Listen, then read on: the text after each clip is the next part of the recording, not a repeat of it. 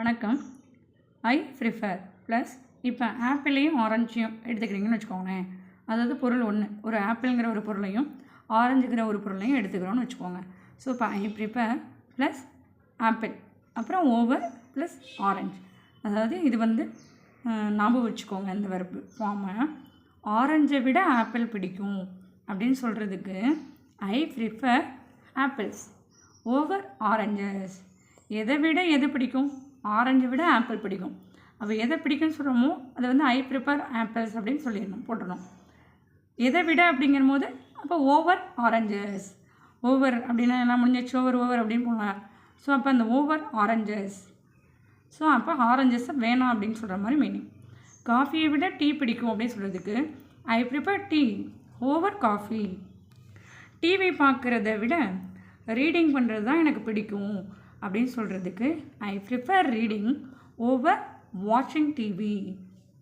வின்டரை விட எனக்கு சம்மர் தான் பிடிக்கும் அப்படிங்கிறதுக்கு ஐ ப்ரிஃபர் இங்கேயே விட்டுட்டேன். I prefer summer over winter. சேர்ந்தாவில் சொல்லிட்டேன். அம்மா நாளைக்கு காலை உணவு என்ன அப்படின்னு கேட்குறதுக்கு இங்கிலீஷில் எப்படி கேட்கணும் அப்படின்னா, மாம் வாட்ஸ் ஃபார் பிரேக்ஃபாஸ்ட் டுமாரோ அப்படின்னு கேட்கணும்.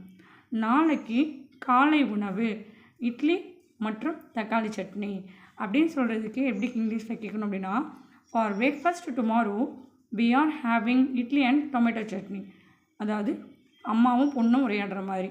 அம்மா நாளைக்கு காலையில் டிஃபன் என்னன்னு கேட்பாங்க இல்லையா, அதுக்கு அம்மா பதில் சொல்லணும். நாளைக்கு காலையில் என்ன டிஃபன் அப்படின்னா இட்லியும் தக்காளி சட்னியும் தான் அப்படின்னு சொல்கிறதுக்கு for breakfast tomorrow we are having idli and tomato chutney.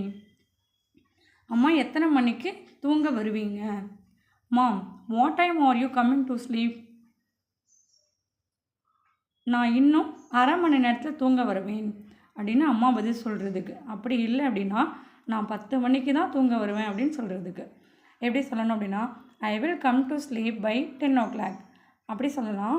அப்படி இல்லைனா I will come to sleep in another half an hour. அதாவது ½ an hour தூங்க வருவேன்னு சொன்னோம் இல்லையா, அதுக்கு ஐ will come to sleep in another half an hour அப்படி சொல்லணும். அதுவே நான் 10 மணிக்கு தூங்க வருவேன் அப்படி சொல்கிறதுக்கு I will come to sleep by 10 o'clock. சரிங்களா? அதாவது ஃப்யூச்சர் பற்றி சொல்லும் போது என்ன போடணும்? வில் போடணும். ப்ரெசன்ட் பற்றி சொல்லும் போது என்ன போடணும்? ஐஎன்ஜி சேர்க்கணும். ஸோ இங்கேயும் நம்ம ப்ரெசன்ட் படி சொன்னதுனால ஐஎன்ஜி சேர்க்குறோம். தேங்க்யூ.